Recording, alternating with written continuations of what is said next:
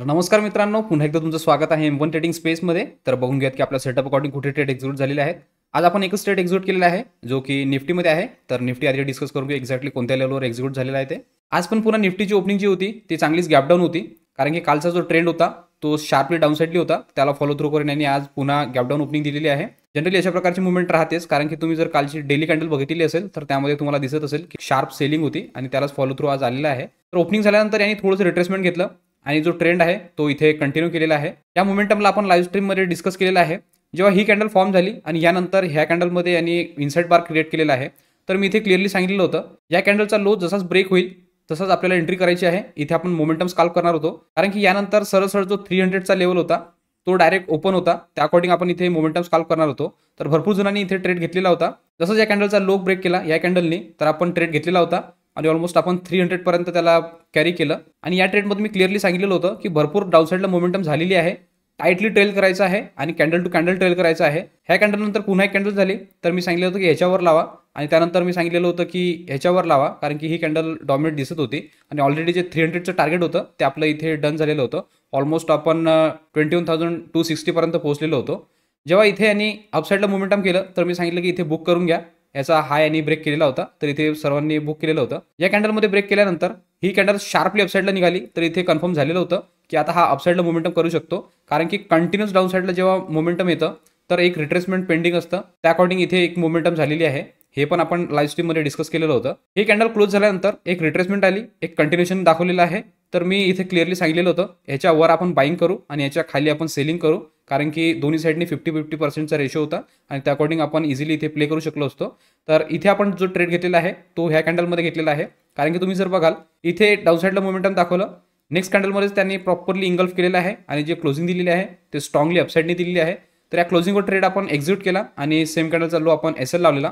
आपलं जे टार्गेट होतं ते सरळ आपण PDL लेवल ठेवलेलं होतं, कारण की जनरली हे जे लेवल आहे हे ऑलरेडी पॅनिकमध्ये आलेले असतील, कारण की इथे पण एकदा टच झालेला आहे आणि त्यानंतर पुन्हा हा अपसाईडला पण मोमेंटम दाखवत आहे.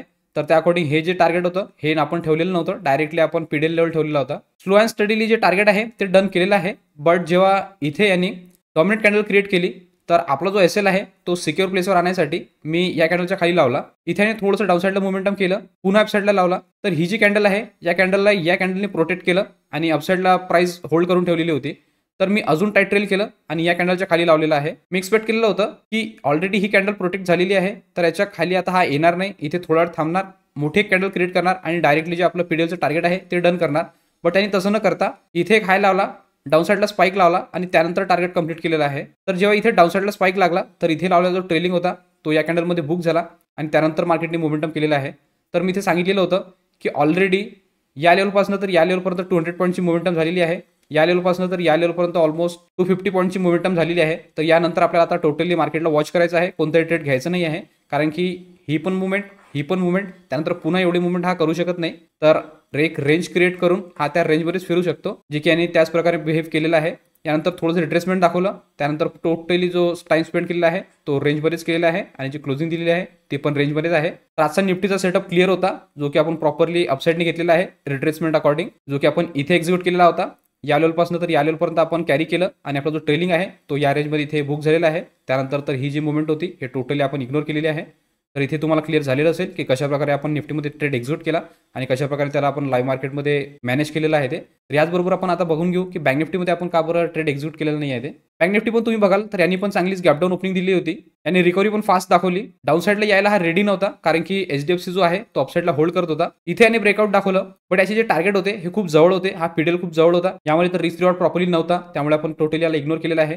इथे पण ब्रेकआउट दाखवलं, बट हा पण ट्रेडमध्ये नव्हता, कारण की स्पेस कमी होता. इथे पण ब्रेकआउट दाखवलं, तर हे जे हर्डल होते खूप जवळ होते. बँक निफ्टीकडे जे हर्डल होते ते खूप जवळ होते आणि जो टार्गेट होता तो क्लिअरली दिसत नव्हता. त्या अकॉर्डिंग सगळे जे ब्रेकआउट आहे हे टोटली आज आपण इग्नोर केलेलं आहे. याचं रिझन पण मी लाईव्ह स्ट्रीममध्ये तुम्हाला एक्सप्लेन केलेलं होतं. यांनी मोमेंटम तर दाखवली, बट थोडीशी व्हॉलेटिलिटी होती आणि खूप स्लो होती, ज्या प्रकारे आपल्याला मोमेंटम पाहिजे असते, जे की आपण अशा प्रकारे मोमेंटम एक्सपेक्ट करतो. बट ही मुवमेंट इथे दिसत नव्हती, त्यामुळे इथे आपण टोटली बँक निफ्टीला इग्नोर केलेलं आहे. इथे आपण रिव्हर्सल सेटअप करणार होतो, बट मी इथे सांगितलेलं होतं की ही कॅन्डल जर इथे थोडा वेळ थांबली, 3-4 कॅन्डल क्रिएट झाल्या, त्यानंतर रिव्हर्सल सेटअप देईल. तर ह्याच्याकडे जो स्पेस होता तो हा होता, इथे प्रॉपरली 1:1 आपण कॅप्चर केला असता. बट यांनी कंटिन्यूस डाऊनफॉल दाखवलेला आहे आणि जे टार्गेट आहे ते डन केलेलं आहे. त्यानंतर हा पण टोटली एका रेंजमध्ये गेलेला होता. याने पण जे क्लोजिंग दिलेली आहे ती पण रेंजमध्येच आहे. तर सेटअप अकॉर्डिंग ज्या प्रकारे आपल्याला सगळे पॉईंट पाहिजे ते पॉईंट इथे मॅच होत नव्हते. त्यामुळे टोटली आपण बँक निफ्टीला आज इग्नोर केलेला आहे. एकच ट्रेड होता जो की आपण निफ्टीमध्ये एक्झिक्यूट केलेला आहे. तर याचबरोबर बघून घेऊ की एक्झॅक्टली ऑर्डर बुकमध्ये कोणत्या टायमिंगला ट्रेड एक्झिक्यूट झालेला आहे ते. ऑर्डर बुकमध्ये जर बघाल तर निफ्टीचा जो ट्रेड एक्झिक्यूट केलेला आहे तो केलेला आहे 10 वाजून 40 मिनिटांनी. तिथे मी निफ्टीचा 21,550चा पी सोल्ड केलेला, तो केलेला 131 मध्ये. आणि याचा जो ट्रेलिंग आहे तो बुक झालेला आहे 11 वाजून 42 मिनिटांनी.